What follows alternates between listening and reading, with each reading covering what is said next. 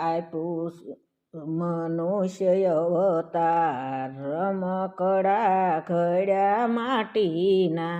આપ્યો મનુષ્ય અવતાર રમકડા ઘડ્યા માટીના કેવું સુંદર આંખ્યું બનાવી કેવી સુંદર આંખી બનાવી આંખની અંદર કીકી મુકાવી